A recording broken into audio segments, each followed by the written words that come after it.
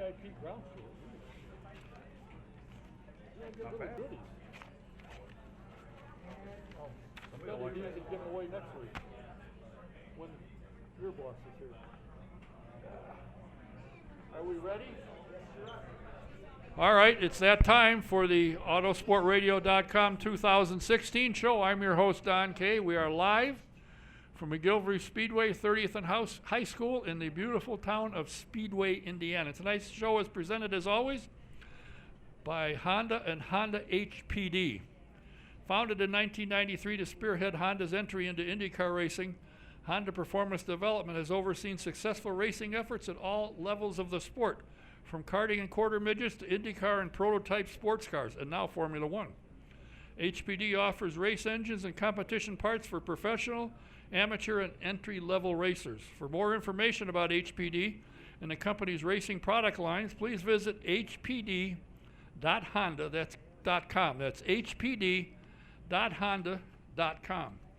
Now, if anybody has the problem that I have, and that is knowing what the heck to do with a computer, I highly recommend Jack from Computer Overdrive. I took computers in with some problems, and in 30 minutes I left, both of them were fixed. And I had no clue what the hell he did. But they're located at 5240 Crawfordsville Road. You can call Jack at 317-328-0766. They will check your computer out for free, tell you what the problem is and how to fix it, and what it might cost you. If you are suffering as I am, and you need some help with aches and pains, I highly recommend Dr. Rob Schroeder. He is a chiropractor who studied head to toe. He doesn't just do neck and back, he does it all. He's helped me immensely, and he can help you. Call him up, make an appointment. His number is 317-388-8755, and he's located in the Pit Fit building at 8660 Guyan Road. And if you want to know what's going on in the IndyCar series as well as the Mazda Road to Indy program, check out tracksideonline.com. They do it all. And Steve puts out a report on the Mazda Road to Indy, and the whole caboodle is about $28 or something a year, and you'll get all the PR information, you get all of the scheduling info, you get all of everything. It's a great operation, and Patrick and Steve and Joe do a great job. That's tracksideonline.com. Check it out and sign up. And if you haven't toured the museum yet, there's two lovely ladies that would love to have you come and see them. They have a whole new place. You go in there, you won't recognize it. They've taken the offices out of the North End, and they got cars on display there. They got Roger Penske's 50th anniversary display there. It is fabulous, and it's now able, you can join it and join a membership, and there's 4 or 5 different degrees, and there's different perks that come with each one. It doesn't cost anything to take a look and see what they have. Trust me, it is worth the trip. I'm sure those of you who watch the race noticed that Connor Daly did a heck of a job. Led 22 laps and had a caution come 3 laps earlier. He might have been on the podium. He was really doing well. Also, you heard a lot about R.C. Enerson, who made his debut at Mid-Ohio. I've known he and his dad for a number of years. This kid has got it. He's going to make it, and hopefully Dale will pick him up and put him on in the car for a couple more races. Tony Perella it was just announced that he has added to SVRA. He has bought either the entire or a large chunk of Trans Am. So he's trying to resurrect that and get people out and see the Trans Am. And they're going to have some races, I guess, with SVRA as well. Next week, my guest will be, I had said that he would be here this week, but he is not, but he said he will be here next week. That is the president of Operation Competition for IndyCar, Mr. Jay Fry. And joining Jay is the owner of the company that was a presenting sponsor for the Indy 500 this year, the Pure Motor Oil. That was Pure Motor Oil, and he also owns DA Lubricants. The owner lives here in town, which I wasn't aware of, but he will be here next week, and we'll find out what it's all about and why he's in the racing, and find out everything. Now, my first guest is a gentleman that I had met before, because he says he hides under the paddock tents and he sits in an office and looks out the window. But he is the vice president of operations, and I've often wondered, what in the world is operations? We're going to find out. I want you to please welcome my first guest, Mr. Vince Kremer. Thank you, Don. Now, this isn't your first time at the picnic. You've been in motorsports for better than 25 years. For sure. I started in the mid 80s and started at the very bottom, worked my way up into team, all the way to a team manager, and then came over to the series side. What got you into motorsports? Was it a better offer to get in at the beginning and sweep floors than making burgers at Burger Chef? Well, I was in the restaurant business, and I needed a change of life. I was burning out. I've always dealt with cars as a kid. I knew I was coaching a sports team. One of the parents directed me to meet Don Miller, Rusty Wallace's manager, who was running a program for Miller High Life and Roger Penske of doing promotional vehicles and cars. So for a couple of years, I towed cars around and put them in front of restaurants and bars and things like that. And then I went to work for Roger directly.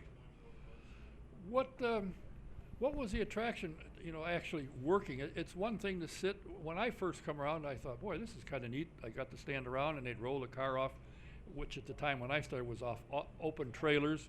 And I thought, well, they just get in the car and go. Well, that's not true at all. There's a lot of work involved. A lot of things go on. You think you get to the track and the car's ready to go, but that's not necessarily true. The weather changes, the track changes, everything changes. The attraction for me was the competition. I've always been an athlete, always wanted to compete at the highest level. I've always loved racing. My oldest brother was a drag racer. That's how I kind of got involved in playing with the cars, and it was really the competition. And like you said, you don't just put the car away and bring it out next weekend. You tear it all the way down, build it all the way back up, and go through basically every nut and bolt of it. Now, when you joined IndyCar, you were the technical director for the Indy Lights program. Yes, I was. And how did you find that as your first venture into IndyCar, the organization? It was a challenging time. There had been a couple issues, and they needed some structure and some organization. My background is in business. I came in, I looked at the rule book, we put some rules in place. We kind of made it a nice and smooth. We had a very good team.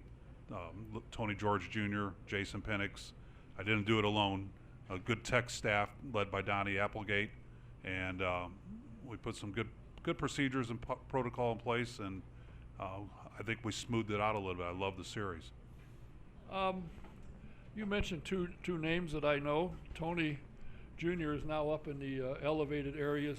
It's at the administration building, but Jason Penix is still out pounding the pit lane and working with Dan Anderson in the Mazda Road to Indy program. I think that they're doing well. I'm a little kind of taken aback by the number of cars that are in Pro Mazda, but they told me when the new Lights car came out, when they had low car counts, they said, when the new car comes, they'll be there. And I'm saying, these guys are racers. You're racing. You got to race the damn thing. Well, apparently that's not true.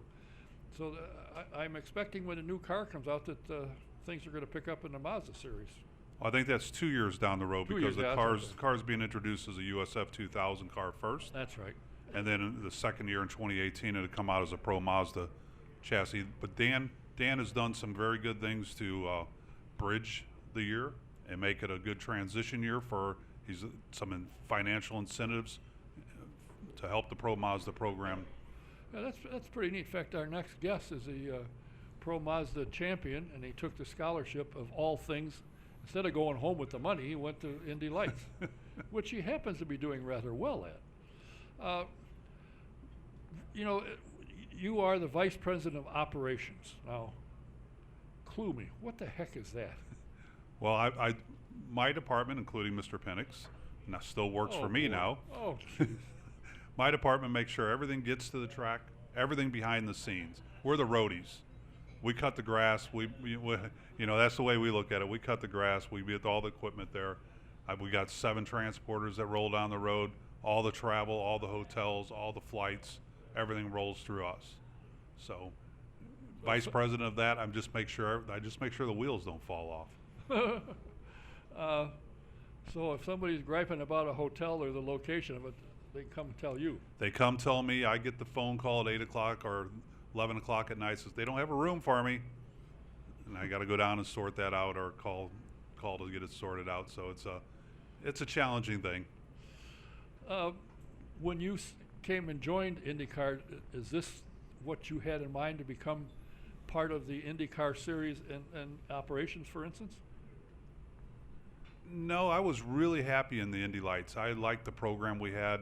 I'm very happy where I'm at now. Don't take that wrong, but I went from being the technical director to the technical and the race director, and I really enjoyed the Indy Lights series. I liked it. I was coach too for a lot of years, so it was really neat to see these young guys come up, do well, compete, be able to help them a little bit more than you can at the IndyCar side. You know, you could pull them aside, talk in their ear a little bit, and you know, it was nice. It was nice to see them getting polished, and you could see your effect right away. So part of what you do is when Roger and his hospitality people come in, you say, put it there. I've got Bill Vandezant that works for me. So Bill, I let Bill pretty much handle all that. The important part about any position of leadership is that you make sure you have good people underneath you, and you let them do their job. Don't interfere. And people that say, well, Roger Penske, Roger Penske knows how to put the right people in the right place. He can monitor everything with the electronic age. He can monitor everything from his airplane, what's going on. And he's done that for years, and obviously very successfully. And I asked him, what do you do in your, for something to do other than work? He said, a lot of guys go fishing. Yeah, I don't fish. A lot of guys go play golf. Yeah, I don't play golf. I go to racing. That's my away from the office thing. And obviously it must be true because he's there. Yeah. Roger, one time I said something to him. I said something, what are you doing tonight? He goes, work. And then he works 24 hours a day. I've been fortunate. That's the team I started with. Not many people get that opportunity to start with Penske Racing as their first job in racing. I was very fortunate. I think I earned my way up. I earned my way up to a mechanic from doing show cars to driving I drove his hospitality bus for 1 year, transporters for a couple years, and then I test team. So I've been in most aspects of the job. So when somebody comes in, I can't get BS'd a whole lot. I know what's going on. I know what's going on. I know what it takes to put an awning up, what it takes to build a gearbox. So it's I've been very fortunate. I've worked for Roger. I left Penske Racing to come work for Tony Bettenhausen, and a young driver named Elio Castroneves was our driver. I've heard of him. I think he's been around a couple years. Well. And then I was fortunate to work with Tony until his unfortunate demise, and Tony was a great owner, but that was night and day. Went from Penske, where I won't say money wasn't an object, but you didn't worry about it, to Tony, who knew what every dollar he had in the bank. So it was quite a different thing. And when I came to Bettenhausen, I think there was one trophy in the trophy room. When I left after all the name changes and come to work for the league, the trophy room was full. And that wasn't me. That was a team that was put together that made it happen. And that's really how you measure success to me. Then you went to work for Keith Wiggins at HVM. Yes. And you worked with a young lady that I think should be an IndyCar still, and that's Simona Di Silvestro. Oh, I love Simona. Yeah. She's stayed at my house. She's good friends. We're still good friends. She just didn't get the right opportunity. Yeah, and that's a shame. She's in Formula E now. Yeah. And does okay, but she's in the back half of the field the races that I've seen, and she certainly should be up closer to the front, in my opinion. She's a heck of a good driver. I don't know a whole lot about the Formula E series, so it's hard to say.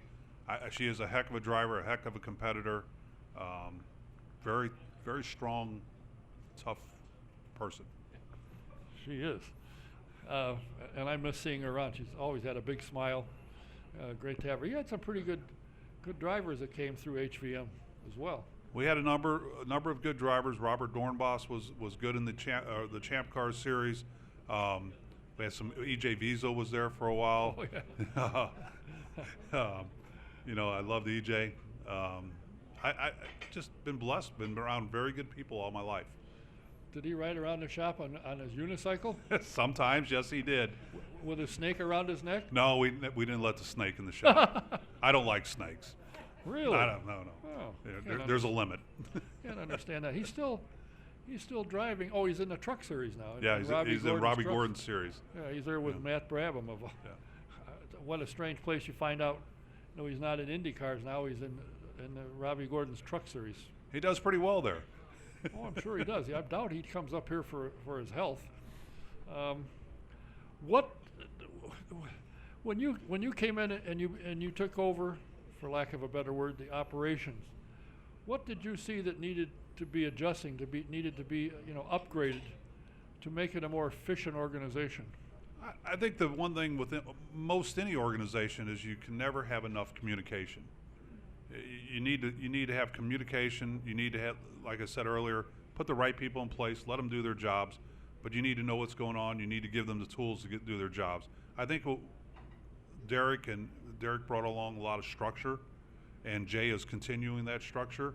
And I think that's, if I brought anything to the table, it was just putting the people and letting them have their jobs and taking care of all the white noise around them, and just dealing with all the small problems that distract people.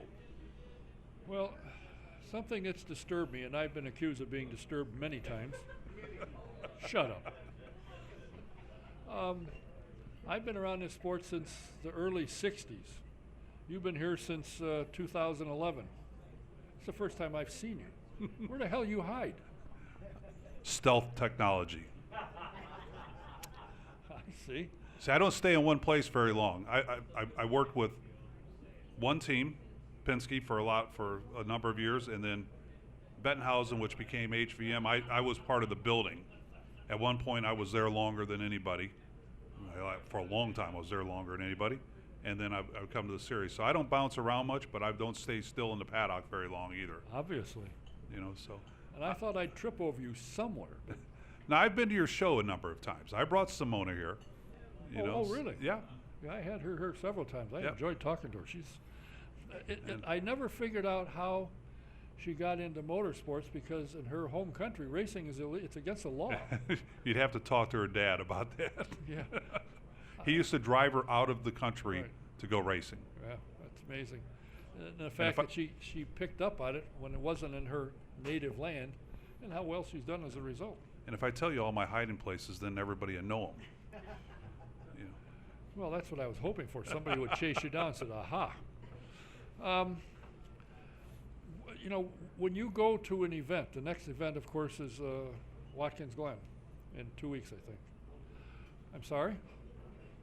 Is Pocono next? Pocono's next. Oh, Pocono's next. How early do you leave to get everything set up? Or do you send, you guys go, I'll catch you? It's more the latter. I see, okay. The transporters will go out, they'll probably leave Monday morning, maybe Tuesday, because it's a one-day drive. So they will go out. Bill Van de Zandt will go out. Bill does a lot of he's the boots on the ground, and does a lot of the boots on the ground work. Louis Parson, who heads my transportation department, Louis will lay out, do the actual chalk marks on the ground for the trucks to park and everything. And I usually come out the day before the event or 2 days before the event. Oh, excuse me. Well, I got a charter flight. I got to make sure it gets taken off the ground and everything too. So somebody's got to make sure that's done. Okay. Works for me. I fly Southwest or something. That's the best I can do. Well, Charter, the charter flight was something that we've helped put together. In the last few years, we've always had some charters, but we use a lot of seasonal people in the series. So getting them back on Sunday night so they can do their regular job is really important, so we can get them back again the following weekend. So we started doing a lot of that and organizing that. It isn't just to get in and out quick. Okay, well, sounds like you've got everything under control. And obviously things must be under control, because you were asked late yesterday afternoon if you could be here, and you said, foolishly, you said yes. Well, Jay couldn't make it. That's true. I know the value of this show. You And do? yes, I do. Let's discuss that. I haven't figured it out yet. And I know one of the things I think I bring to the table very well is that, having done show cars to start my way into the industry, I stood in front and talked to a lot of people. And you make fans one at a time. Oh, yeah. And I would go do if my PR agent, when I was on the team side, wanted that the PR personnel wanted something done. It didn't matter if it was 5 in the morning for a drive-to car show, radio talk show, so that they had somebody there. We would do anything, and that's what I try to instill. One of the things I've asked my transport drivers to do is spend at least 15, 20 minutes a day just talking to fans, each one of them, every day. Go out of your way, find a fan, talk to them, find out why they're there, what they like, what they don't like, and let's build our fans. It's grassroots. All right. Now that you've brought that up, if Jay came to you and said, Vince, I need some ideas. What can we do to boost ratings, to fill a few more seats? Has anything crossed your mind that, maybe something to look at, but haven't said anything? Nobody's listening, so you can tell me. What the hell? That's a pretty tough question, and that's out of my bandwidth, really. I have had some ideas. When we went down to 6 minutes in the Fast Six, that was mine. That was my idea. Putting Sarah in the pace car was my idea. I heard somebody called me and said, "Hey, did you hear? Hear what? Sarah's and Wink are likely to get together, and she's going to get back in a car." Somebody asked her, and I forgot where I heard it. And Sarah said, "That wasn't me. That was Andy." I've heard a little bit of rumblings of that, but I don't think that she's going to get back in a car. I would be surprised. I think it would be great if she did. I like Sarah an awful lot. Oh, yeah, she's a great gal. And when she was driving, and Al Jr. was here, she outvoted him as most popular driver a couple of times. Now maybe she could become a team owner and put Simona back in a car. No, there's an idea. I don't want to put any ideas out there. Sure you don't.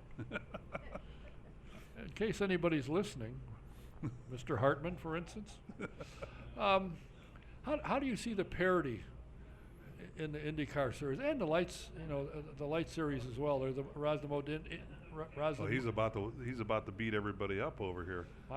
He's hoping so. He says, "I've left Uruguay to come here to win." He's doing that. Yes, he is. But how do you see the parity? And as I mentioned in the opening a little bit, that this weekend, if you watched Dale Coyne's cars, you went, "Gee whiz, what's going on?" And all of a sudden, here he leads 22 laps. And again, I think had that caution that would have come out 3 laps earlier before he pitted, he could have been on the podium because his car was quick. Yeah, Connor was doing a great job. RC had a great weekend. Unfortunately, on his second stop, he came in out of fuel, and they couldn't get the car refired, and that cost him. He put together a very good weekend in retrospect. The parity, I think it's great. I think it's great not knowing who's going to win each weekend. Everybody's got a chance. It isn't just about cubic dollars. It's about strategy. It's about getting the right car on the track, the driver, the combination. Dale's got one of my old engineers up there, in Michael Cannon, who does a good job for him. He's put together a good team. Dale works really hard. You really don't know who's going to win, and I think that's great. The fact that we have that, and we'll race on street circuits, road courses, small ovals, big ovals, super speedways. We race on just about anything but dirt at this point in time. And I think that would be great if you could get them back running champ cars in the dirt again. I think we'll have to push pretty hard. I'm sure there'll be a few team owners and sponsors say, no. Well, I think that there's talk. In fact, I had Robert Clark. You know Robert Clark? Sure. And he thinks and is all in favor pretty much of having electric cars. He said, "We don't need all that noise and all that stuff." The hell we don't. I like to hear the noise. I like to hear the power. I like to see them. And I like to be able to, every once in a while, if the wind's right, go, "Oh yeah, here we are. We're at a racetrack." I don't see. Now, if they put wire wheels on the car and you could put a playing card with a paper, with a clothespin, so that'd be fine, I guess. But do you see something like that happening? Going to electric, quiet, no noise? Not really. I think the noise, the smells, auto racing's not a one sensory sport, so I'm a dinosaur because I've been around a few years. I miss the smell of methanol. When the car's fired up on methanol, I miss that smell. So do I. And But I think if you got rid of the noise, I mean, I've not been to a Formula E race. I'm not saying it's not good racing, but I think the noise is part of it. You know, and I think, you know, would we have fireworks without bangs going on, you know, without hearing the report going on? I agree. I think, you know, noise is part of it.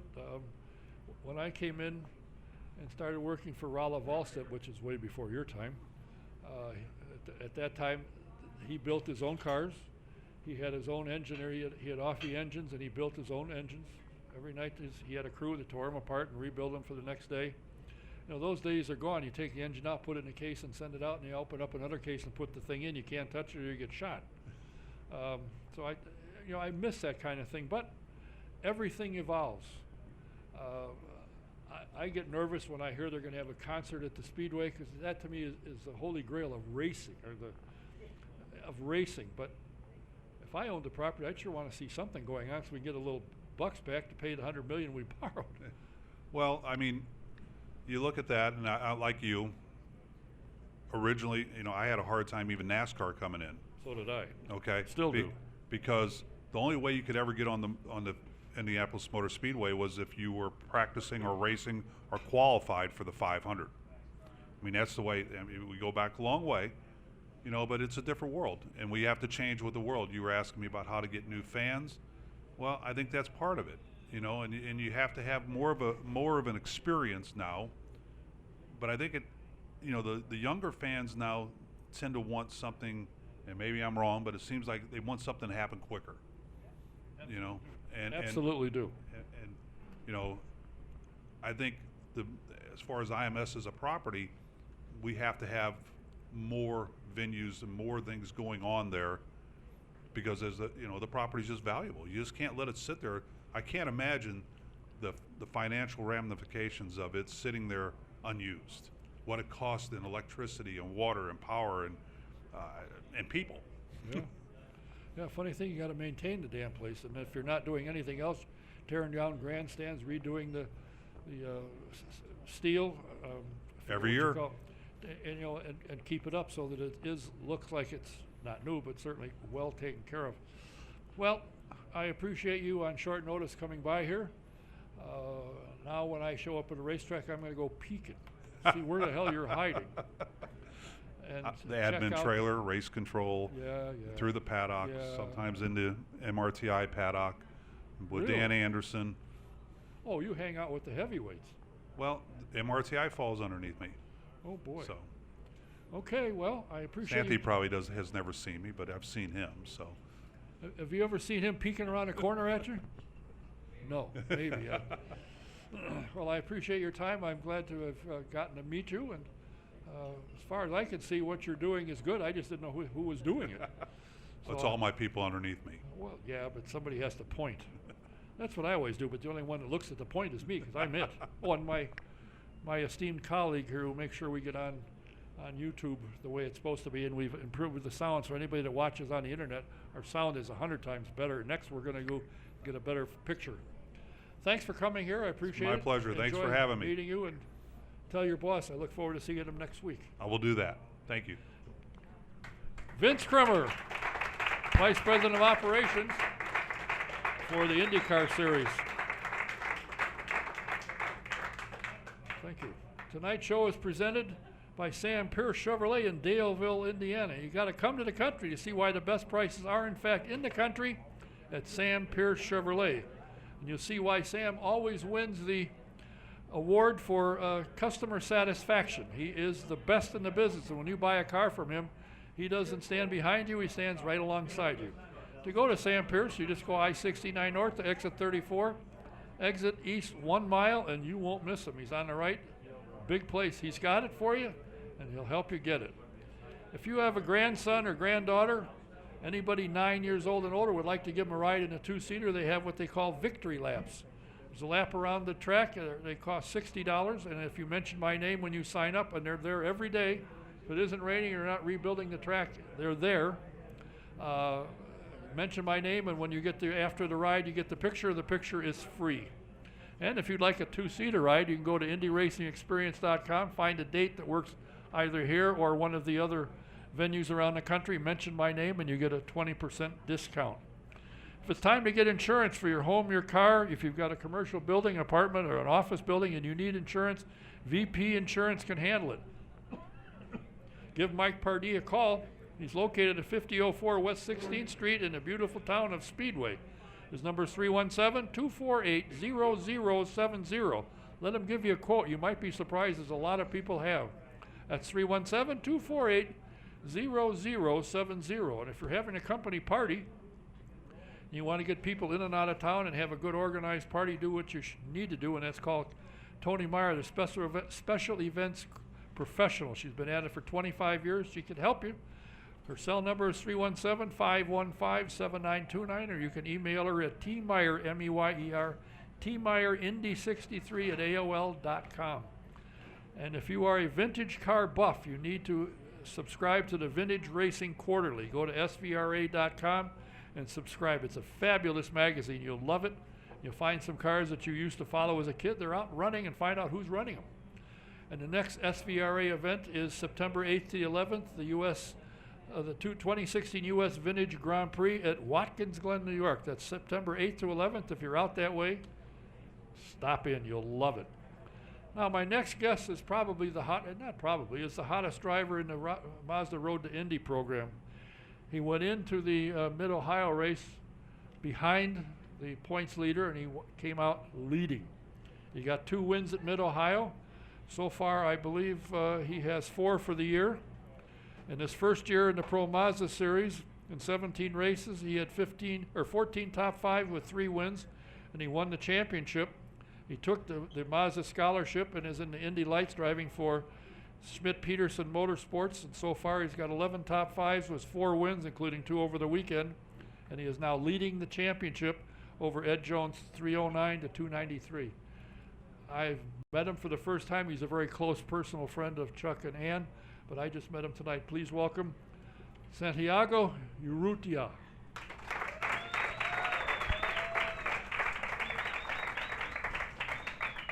Was I close? Urruita, is that close? Yeah, it's pretty good. It's Urrutia. It's what? Urrutia. Urrutia. Might be pretty difficult for you. Well, it is when you're not as smart, but how you started racing at a very early age, dirt motorcycles. What in the world got you on 2 wheels instead of 4? Yeah, well, my family has a farm in Uruguay. Well, it's a good place since that's where you live, yeah. Yeah, so my grandfather always like motorsport, like everything with just an engine on it. So he buy like a very small motorbike for like all of his kids, you know. And I was just 3 years old, and my father put me on the bike and just drove the bike and say, I like it, I just want to race.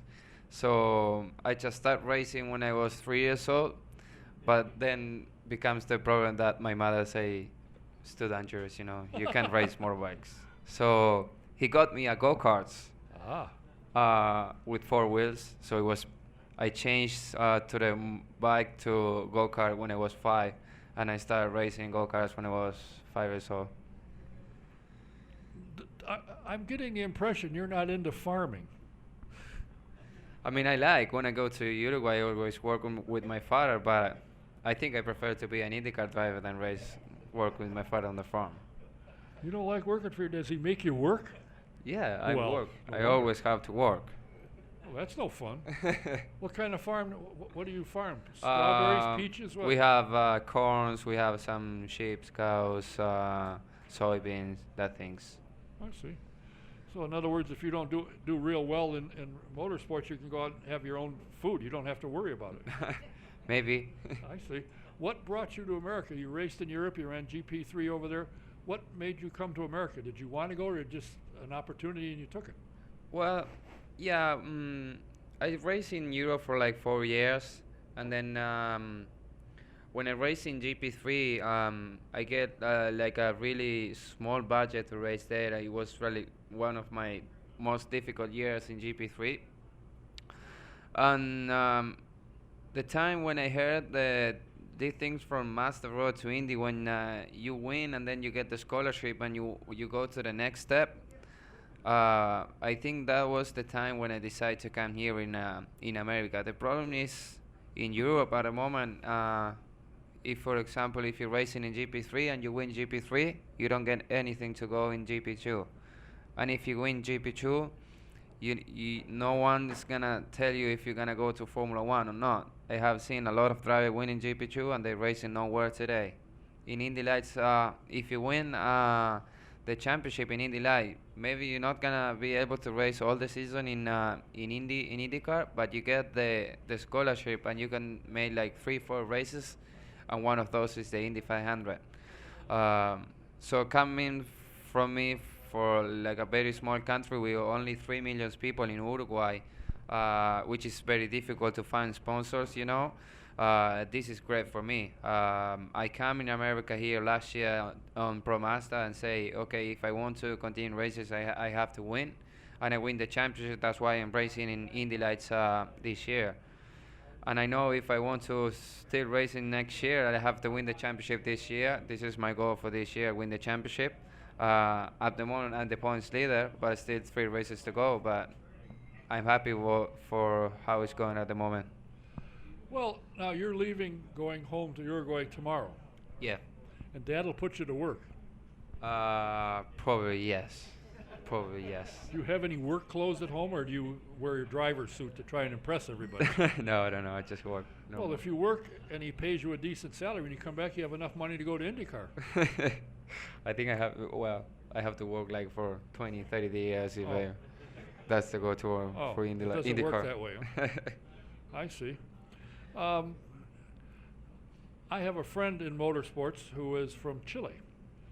And the first day he came to Indianapolis, they picked him up at the airport, and I was standing in the reception area when he came in, and he introduced himself, and I said to him, and believe it or not, I pronounced his name right, Eliseo, welcome. Have you ever run in an oval? He said, nope. I said, oh boy, you're in for a thrill of a lifetime now. And of course, he did extremely well. How did you connect with him? He's from Chile. Is Uruguay next to Chile, or is it just somewhere down on the south side? Not really, no. We're not really close. I mean, it's like 3 hours flying, 4 hours flying. But I know Eliseo from 2 years. He actually is my manager right now. We did like an event like 2 years ago it was in Mexico, like a go-kart race. And there was the first time that I met him, and there was the time that I was planning to come here in America, but because I never raced here, I wasn't having like any contacts from the team or from anything. So I talked to Eliseo, and he said, okay, I know a lot of people that I raced for many years there, so I can help you with that. And so he put me on Team Pelfra last year, and then we just started to work together. We win the championship last year, and we're still together this year. So it was good to know him on a good time. He is good. When he was here driving for Dick Simon, he changed houses 3 times. I helped him move twice. Now we're moving all his stuff. He is nowhere in sight. I don't know where the hell he was, but he wasn't there, I can tell you. We moved all his clothes and all his furniture, and he showed up when we got to the house and got it set up, and he wanders in the door. But he's quite a guy, and quite knowledgeable, actually, of the sport. Did very well. He was in sports cars, and he drove for Ferrari. He drove in Formula One for a couple of years. So he's got a lot of experience behind it. It's got to be great for you because he's been there and done that and can help you out. Yeah, especially on the ovals, because on the oval it was like everything new for me last year. On the road course, for sure it's different here, but it's pretty much the same things as Europe. But yeah, for sure on the when I drove the first time on an oval, it was completely different things. Everything was coming faster, and the wall was very close. And Eliseo actually was on that test, and he was helping me with everything, with the line, how to get it to the corner, how to release the throttle, and that things that is very, very important on the oval. Well, he's experienced on what a wall can do, because at Walt Disney World he hit one pretty hard. Yeah. But and his first 500 he finished 4th, if I'm not mistaken. I'm quite sure that's right. He had a couple top 5 finishes in 3 or 4 years that he ran, so he knows his way around. He's a good guy. What is your plan? Obviously, the first plan is to win the Indy Lights Championship, and you get 3 races with that. You said that there's only 3 million people in Uruguay, and you can't round up enough money, sponsorship. Because do they follow the sport? When you go home to the sports people, you got radio stations there, I assume, come and talk to you and what you're doing. Do they follow what you're doing? Oh yeah. For sure, I have a lot of fans from Uruguay. We actually never had a driver racing in Formula One, but we had one driver that raced in IndyCar. It wasn't IndyCar. It was the other one, the car. It was Gonzalo Rodriguez that he actually did one race with Penske, and the second one was in Laguna, and he died on that race. I was there. Yeah, on the corkscrew, on the 99. So he was the only driver, to get to the big league. So at the moment in Uruguay, everyone is expect me to be in IndyCar next year or one day. So I have a lot of support from them. I have a lot of sponsors from Uruguay, but because of Uruguay is very small, it's difficult to get like a big sponsor to race in IndyCar. So it's not always enough. So I have like many sponsors. I have on my car, I think like 10 sponsors from Uruguay. And I have like fans from Uruguay living here in America or in Uruguay that come to the races. We were like 25 people from Uruguay in Mid-Ohio. We were over 50 people on the Freedom 100. So I have a lot of support from them, which is really good, But isn't there a company there that makes something they send to America and it's a big deal and they want to get their name known better? Isn't there some company that makes something else? Maybe farm equipment. Your dad's in the farming world. He ought to know. Or do you buy Massey Ferguson? I don't know. I don't. You don't know if there's a big company there that makes something. In Uruguay for sure we have a big companies, but it's difficult. It's difficult because it's all about soccer in South America. Yeah. That's the big thing. In Uruguay, it's all about soccer. So when you go to somewhere and you say, "Hey, I'm racing in Indy Lights. I'm leading the championship. If I win the championship, I'm gonna be in IndyCar next year." They have the biggest race in the world, the Indy 500, with 500,000 people, and maybe they say, "What is the Indy 500?" So it's quite difficult when you go to the talk with the people and to get sponsors. It's hard, but it's getting better in Uruguay because I have a lot of support from the people. I'm all the time on the TV, radios, and that things. So it's getting better. Do they televise the races there? What? Do they televise the IndyCar races there, the lights? Yeah, for sure. I mean, I have the live streaming from. They're watching live all the races now in Uruguay. The sponsors watch the races, so that's good. That's a good. start. Yeah, that's a start. Yeah, get people aware and they get to know and say, "Hey, he lives just down the street. See him out there in the field. He's working the farm." And we have the IndyCar races live also in ESPN, so which is good. Yeah. What do you like to do in your off time? I mean, you're going to go home now and go, Yeah. milk the cows or whatever it is you do. Yeah, well, here in Indy it's quite difficult. I don't have a lot of friends. I just go pretty much all the days to the workshop to Smith Peterson, just hang on with the mechanics, engineers, and everything. Then when I stay at home, I just go to the gym. Maybe sometime go shopping. Sometime. Oh, shopping. Well, you got to eat, so you got to go shopping. So, what gym do you work out of? Well, on the gym I just do a lot of stuff. So just go to sauna, swim. Just time play basketball, sometimes gym. I mean, running. You don't go to Pit Fit? No, I don't go to Pit Fit. I just work with myself and with my injury. It's actually a professional running and 3-time world champion on the jet ski. So we go together to drive his jet ski sometimes. So. Was the race this weekend, running 2 at Mid-Ohio, very difficult, very strenuous for you to run that course? Well, before Mid-Ohio actually is one of my favorite tracks. Last year in Pro Mazda, I win and I finished 3rd, and this year I win both races. So it's a track that I really like how to drive. It's pretty much like my style. when we test on the preseason there on the Indy Lights, I was the quickest on the morning, and I was second on the afternoon. So my goal for this past weekend was win, and I win Right. everything. I just on 66 point, I get 65 point because I lost the fastest lap on Sunday on the race. But coming 24 point behind Jones and coming back home with 16 on the lead, that's pretty good for me and for the Oh. team. Before the summer break, that's really good. It's good for anybody. Yeah, for sure. To But have it's not done that. enough. Still 3 No. long races to go. Yeah, So but that's what it's about. It's exciting. I mean, if you had it wrapped up, you just kind of go around having a Coke and waving to the fans. yeah, Now you got to go out and race. Yeah, for sure. For sure, if we want to win the champion, I have to say that I did a couple of mistakes on the beginning of the year. That cost me a lot because before the second race in Mid Ohio, I was the only 2 drivers win three races. I won one of those, and I was still second on championship. That means that I did a lot of mistake on the beginning of the year, and I lost a lot of points. Now I'm the only driver to win 4 races on the series.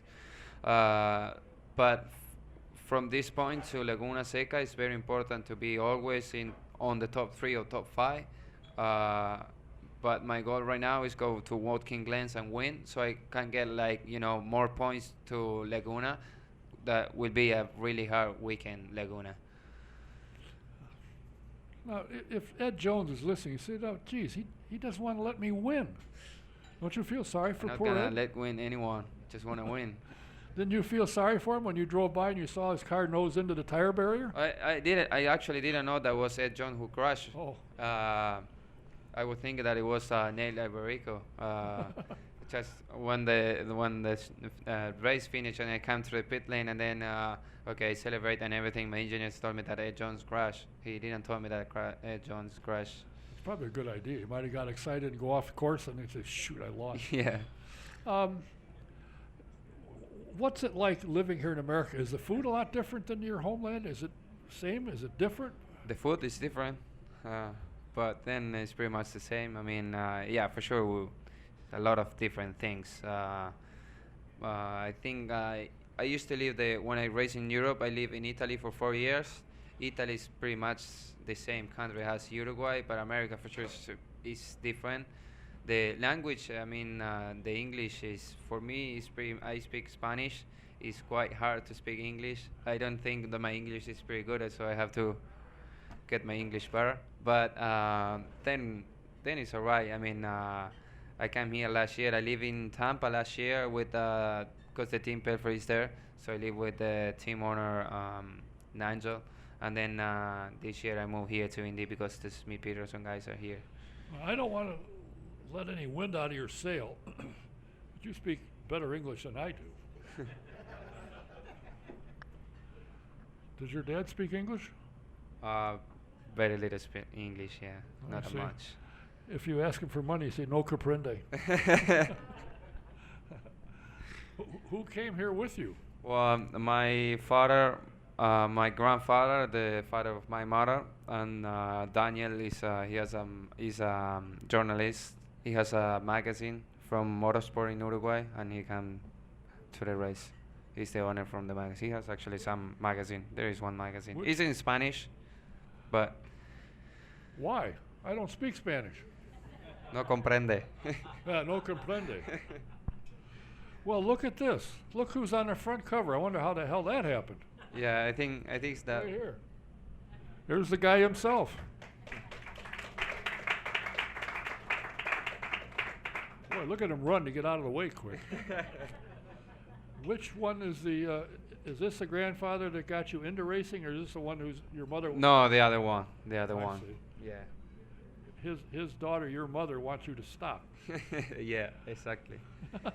What does she think about what you're doing here? I mean, just now it's part of the life. She understands that I'm doing what I love. So I left my house when I was 14. I was living alone in Italy with 14 years old. I think that was pretty hard for my mother and my father. I'm sure.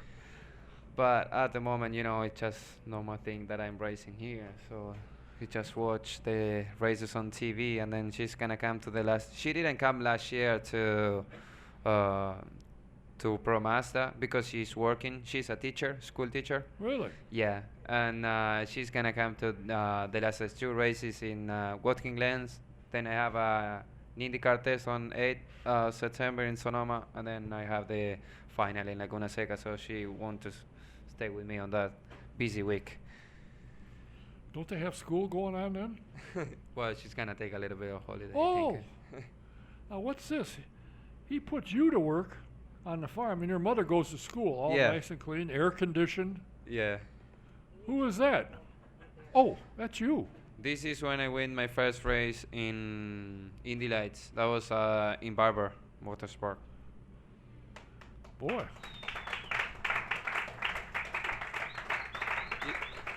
You know, I told you that I did a lot of mistake on the beginning of the season. I Yeah. crashed on race 1, like a big mistake. Yes, and I then know you I did. win a race 2. I know you did. Boy, it's nice to have a friend in the publishing business, so you get a lot of coverage. Yeah. When are you going to put your magazine in English? Oh, it says Indy Lights. Well, I can read that. That's pretty good. Other than that, I can't read anything. Well, that's nice. Does he follow you a lot and cover you? Oh yeah, he come last year like few races, and he come this year to St. Peter and this race, and he's gonna come to the last 2 races too. You ought to stay here. If an airline flight is expensive from Uruguay, I would think. Oh yeah, it's pretty expensive. Yeah, and pretty long too. It's 9 hours from Miami to Uruguay and another 3, 4 to here. Well, you got to slaughter a lot of cattle to cover his airfare, don't you? Wow. Yeah. And now his mother's. Jeez Louise. Well, is anybody else in your family? You have brothers, sisters? I have a sister 2 years older than me. What does she do? Is she a teacher or She's she work the farm? she's studying for be a doctor. Really? Medicine, yeah. Oh, that's a good idea. Yeah. In case something happens, she can take care of you. Yeah. Does anybody else in your family race, or does your grandfather love it? And he got my father used to race in Uruguay, but Really? not professional, just for fun. And then what did he race? he raced. Well, it's kind of like they made his cars. I mean, you for example, you are a big race fans, and you just say with your friend, okay, we want to race, and then you have to make your car, and then you got an engine. He was racing with a Chevy, and you prepare the engine, then you go racing. It's pretty fun. It's pretty fun. His engine, I mean, by the how you say, they don't race on the asphalt. They race on the other one that is very, dirt. They're called dirt. Yeah, is like 250 horsepower. He's got. He's still having. It's pretty fun to drive. It's not easy. It's not easy. Do you make any money? Or do they give you some dumb trophy? What do you get? Oh, look what I got! I got a trophy. That's good. And then I have a cousin also that he's racing in motocross. We actually start together on the bike, and he's just keep on the bike, and he's racing here in America too. Really? Yeah. Boy, Yeah. who the hell watches the farm when he leaves? Your mother does, that's for sure. Your sister's going to be a doctor. Who watches the Yeah. farm? I don't know. You don't know. Sure as heck isn't you, is it? Well, I have to say, first off, you speak very good English.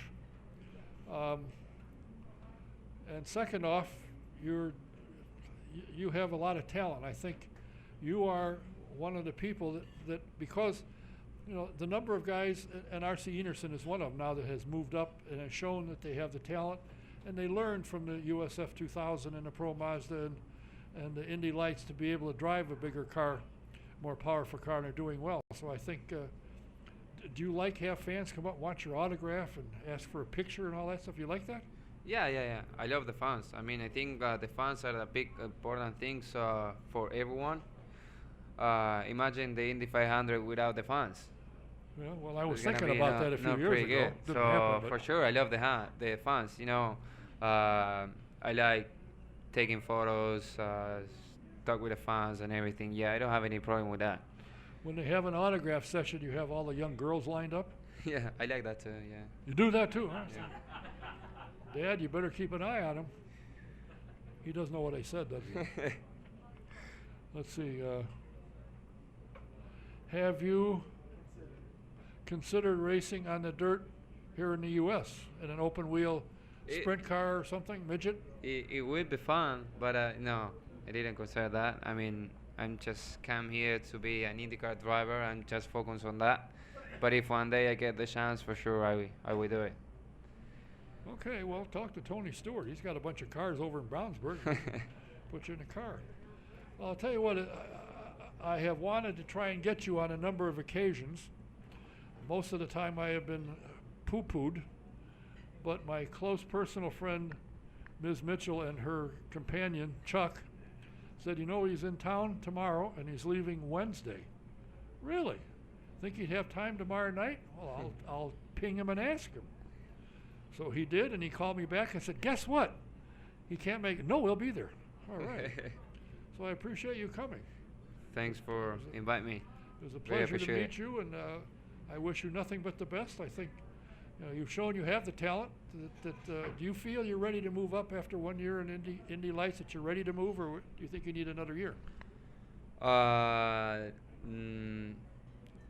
I'm gonna be in IndyCar if I win the championship. If I don't win the championship, I'm gonna be with my father working on the farm next year. Oh boy. So There's a big incentive, isn't it? So I'm focused on win the championship, and if I win the championship, I think I'm gonna be ready to be in IndyCar. Okay. You don't think getting up at 3 or 4 or 5 in the morning and feeding the cattle, that's not up your alley, is it? No, I mean I don't have any problem to do it because I did that a lot of times, but I prefer, how I said before, I prefer to be an IndyCar driver. Yeah, well, if you've been cleaning out their stalls as opposed to getting sweaty in a car, I think I'd get sweaty in a car. Yeah, for sure. Well, I wish you all the best. I'll be watching your last 3 races and hope you do well, and hope you win the championship. You've come from behind and are leading, so nothing to stop you. Go. Thank you very much. I appreciate it. Keep an eye on him. What's your car number? Let me see. Hold 55. Number 55. Here it is, right here. Car 55. Mazda 55. If anybody reads Spanish and wants to take a look at this, I won't give them back right away. I Thank sure you. the heck don't. But you're welcome to it. And it's been a pleasure. I appreciate you coming. Thanks to you. He could be the next Lights. How do you like the car? It's a new car. You didn't drive the old one, I assume, or did you test it? Oh, it's really good, the car. I think it's really close to IndyCar. It's a really good school for IndyCar. It has 450 horsepower plus the push-to-pass is another 50. So a lot of downforce on the car. It's really good. You know, it's good on the ovals. It's good on the road course. It's a good school. It's a good school, IndyCar, Indy Lights. When do you test the IndyCar? 8th of September at Sonoma, like 3 days before Laguna Seca, with Schmidt Peterson. We'll have to. Oh, you won't be back here. You'll go home from there, won't you? Yeah, I mean, I just go home for like 15 days, maybe 20 days, and then I go straight to Watkins Glen. We have a test on 30 August. That's actually my but birthday. after the Mazda Laguna Seca, you're going to go home and you won't be back till next year. No, I don't think so. I'm gonna go back to home. I hope I get some IndyCar test after the after the Laguna Seca, but who knows? Depends how it's finished. You're trying to get out of going back to the farm. I can see that. Well, if you come back to town after the test and after the season's over, I'd like to talk to you and see how you like the IndyCar, how your test went. Okay, I'll let you know. What a guy. You can call this very nice young lady sitting over there. She will relate. Chuck sometimes forgets to call You know me. that I'm driving Chuck's Yes, Jeep? I do. Okay. Yes. Because Eliseo called me and he said, But I told him that I want the Corvette. So for next year, I want to get the Corvette, you know. I see. But I think it's better. Eliseo called me and he said, you know where he can get him? He needs a car. He's got to go buy some stuff to move in the apartment. I said, let me check. And I mentioned it. Chuck said, you know what? We just happen to have one. So I was involved in you getting his car. Nice. Thank you. Are there any dents in it? No. I don't think. No incident. I can assure you, he'll be there with a magnifying glass. Looking. Good luck to you. Thank you. And thanks for stopping. Thank you.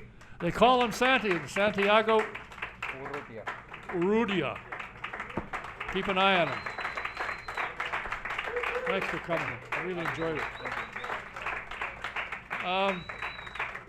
Next week we will be here again, kind of like a bad penny will be, and hopefully the ladies from the museum will be here. Take a look at them, and when you go in the museum, look for them. If they're not there, start hollering, "Marty, where are you?" Just yell, "Marty, where are you? Dancer, where are you?" The young lady in the green shirt is a guide, so if you want to get a tour, you want to see her. I can't imagine walking around with Mike Smith. I'd rather walk around with her. And if you need any information, Marty can help you. You got to go to the museum. It's a great place. Next week, my guest scheduled, and I am told he will be here, will be the president of IndyCar Operation Development, Mr. Jay Fry, and the owner of DA Lubricants, sponsor of Rahal Letterman Landing and Racing, and Graham Rahal, and the presenting sponsor for the 100th IndyCar event, 500 this year, Pure Grade Motor Oil. He will be here. I'm going to find out what that's all about. Look forward to seeing you here next week. Until then, this is Don Kay saying thanks for watching, thanks for being here, listening. See you next week. Good night.